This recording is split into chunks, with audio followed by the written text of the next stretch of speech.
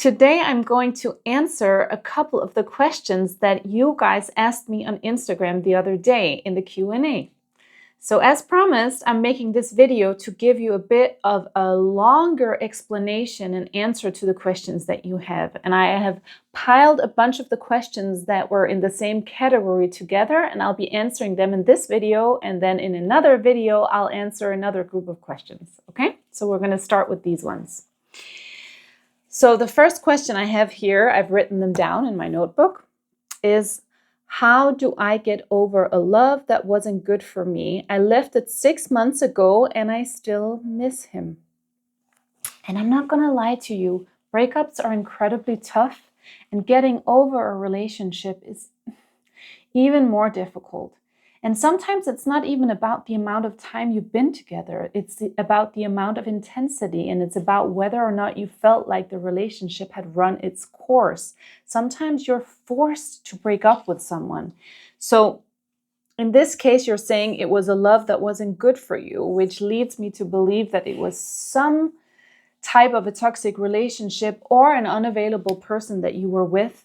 And in those cases, heartbreak is the most difficult to get over because it wasn't really your choice to leave, even though you might have been the one who said the words, "Let's break up." You broke up this relationship not because you didn't love the person, but because you were forced to for your own mental health and for your own sanity. I'm glad you left if it wasn't a good relationship. First of all, I'm really glad that you did leave. Good for you. People can get tremendously stuck in these type of relationships, and it can go on. It can go on for 10 years, 11 years, 20 years. I don't know how long you were with this person, but 6 months ago, you left him 6 months ago. 6 months, it isn't that long. And it's also, listen, you still miss him. I want to ask you one question, and for good reasons, you cannot answer me, but do you still have contact with him? Because if you do have any type of contact with him still, it's going to be much, much more difficult for you to get over the relationship. You need to cut contact if possible. Sometimes people have kids together, etc., and then you can't. Then what you can do is you can do minimal contact. But if you can, please just eliminate this person from your life. It's not doing your healing any good that you're still in contact with him. Just clean cut. Don't talk to them. You don't need to be friends. You were never friends. Don't be friends with an ex. There is no point. There will always be that underlying. It's very, very rare that it can work out with a friendship between exes. It's like, I don't know the statistics, but it's very, very rare. I almost to never see it with my clients that it's a possibility. The most you can hope for with an ex is a happy, healthy co-parenting relationship. That's it. That's the max you can hope for. Other than that, there is no need to keep contact. It's just going to stir up old stuff. It's just going to keep you stuck in the past. So if you are still in contact with your ex, step number 1, please stop being in contact.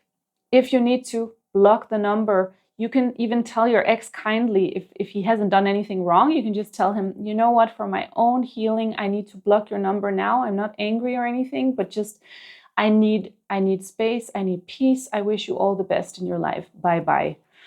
That's certainly going to help you get over this relationship faster. And then you also got to realize that there might be a certain amount of limerence within this relationship. And for those of you who don't know what limerence is, it is a romantic fantasy, infatuation that you have with another person, and it's always with an unavailable person. So it can be a toxic person that you want to change, a toxic person. You can even be in a relationship with this toxic person, but you are in love with the fantasy version of them, with the idealized version of them. More often than not, it will be someone that you can't have for one reason or another.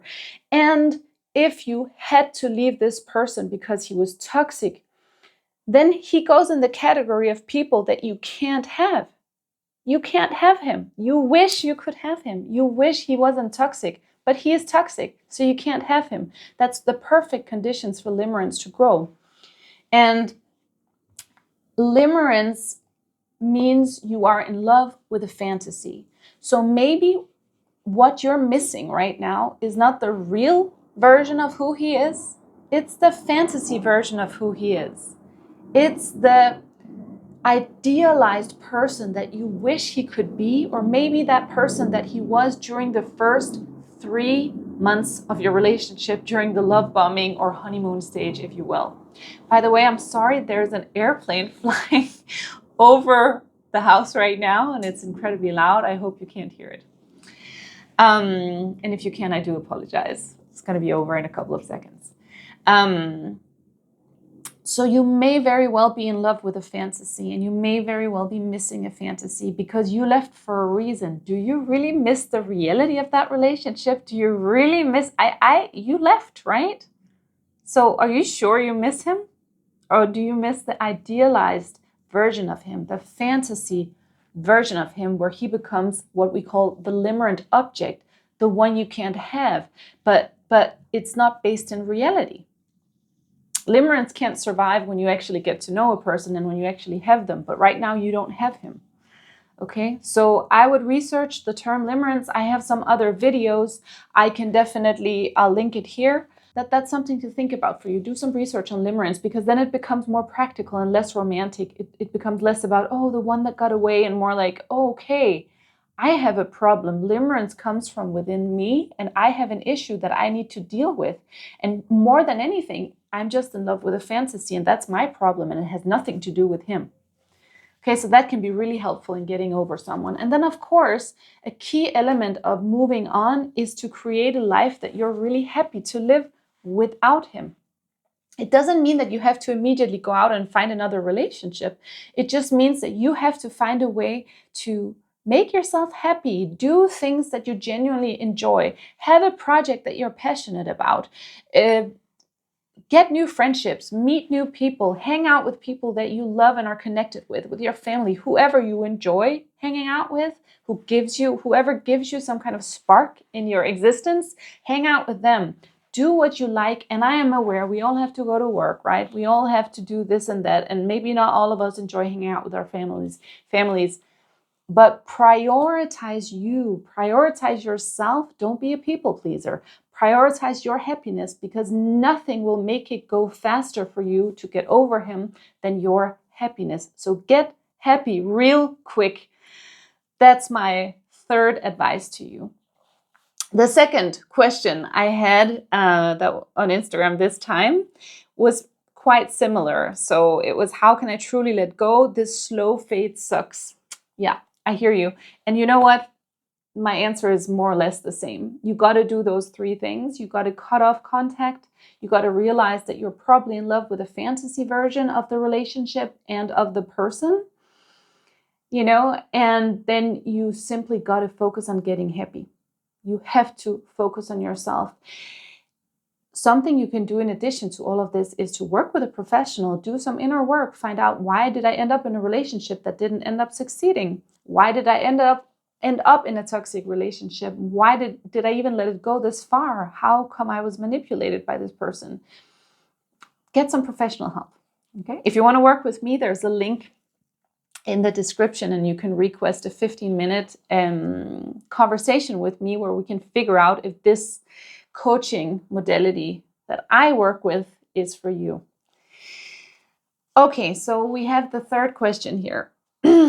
That's going to be 4 questions in total. My ex says he wants to change, but exhibits a lot of the behaviors you warn about. Thoughts? And so what this person is referring to is that I warn about a lot of narcissistic traits in relationships, and I warn about a lot of toxic manipulative behavior. So what I'm assuming this person means is that her ex or his ex, I actually don't know if it's a man or a woman, exhibits a lot of the behaviors that I warn about. And then the person asks me if I have any thoughts on this. I do have thoughts on this. When it comes to relationships, you have to look less at what a person says, and you have to witness what they do and how their actions are. Because people, especially manipulative people who don't have any intention of changing, they'll happily tell you that they'll change, that they'll go the moon and back for you, that they'll start therapy, that they'll do the inner work, that they'll stop drinking, that they'll stop doing drugs, that they'll stop this, that they'll stop that, they'll do anything. In the moment of wanting to get you back, they'll say anything.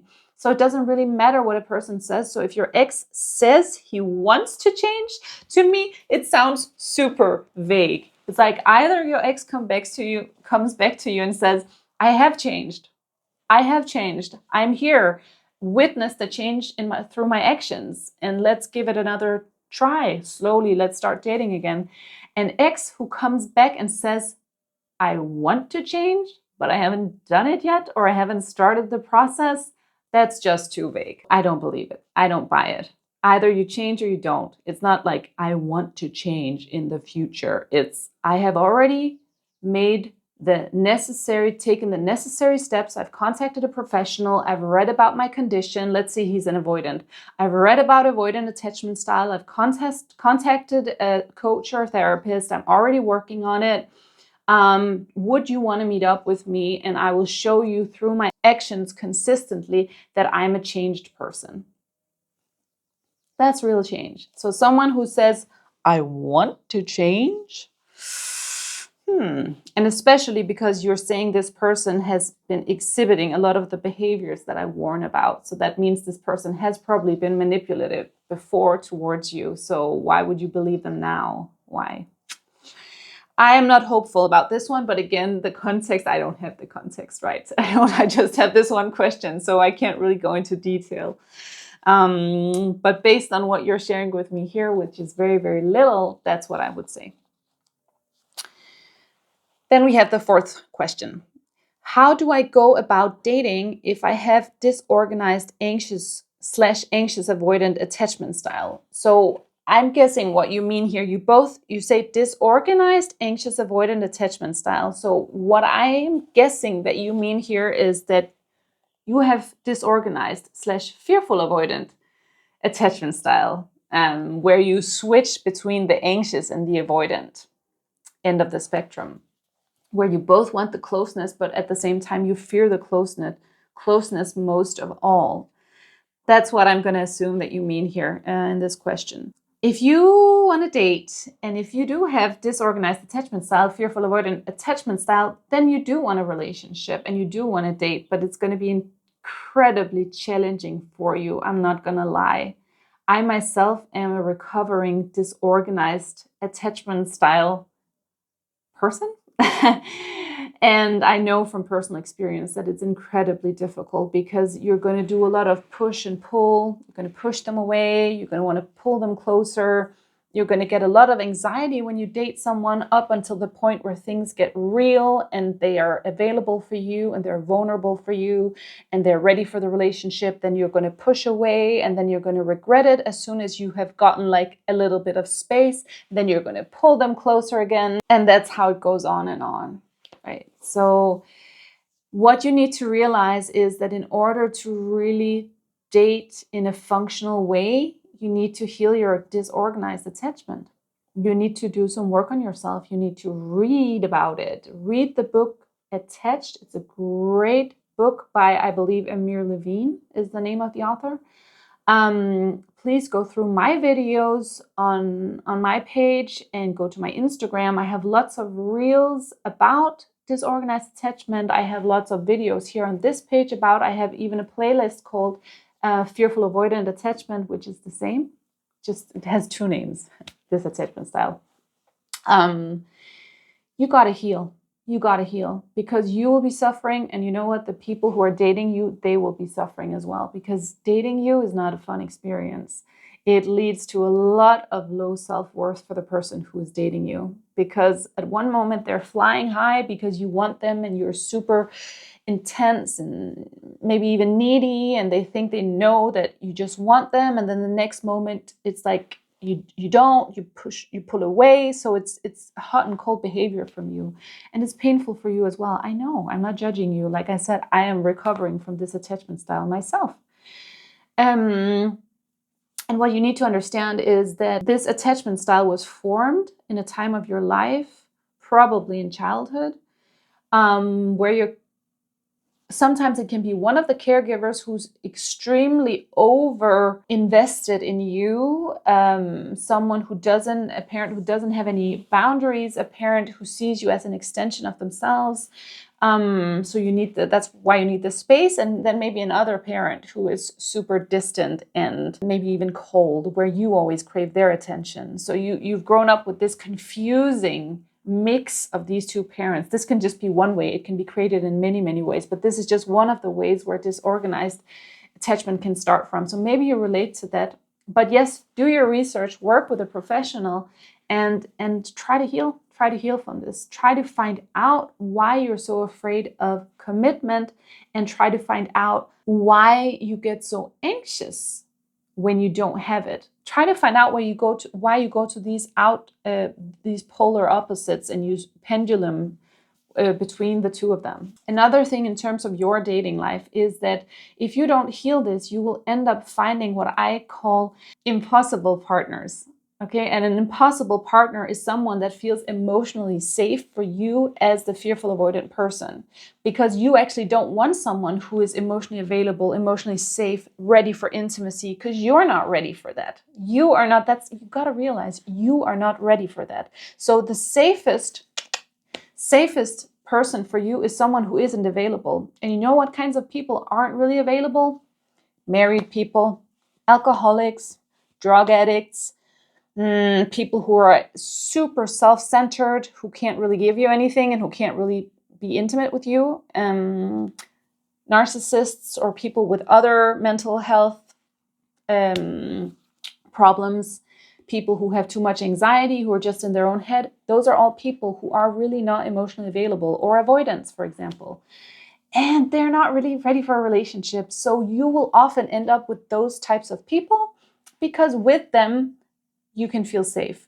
And for some of them, for example, an avoidant can probably tolerate the behavior that you're displaying more than, for example, a healed, secure attachment style person would be able to. Someone who has a secure attachment style, after a couple of these hot and cold, cycles that you go through, they'll just end it. They're going to be with someone who's mature like they are. So people who can really handle this are people who are damaged themselves. And like I said, avoidance especially, because they're so emotionally disconnected that they can actually tolerate a lot of abuse, because what you're doing is a bit abusive. I don't know how much you're doing it, but treating people like that, hot and cold behavior, it's not nice. So you got to work on yourself. All of this is said with love, of course. That was it for today. There's another video coming where I answer the rest of the questions. I pulled them together. They were all about narcissism and narcissistic traits.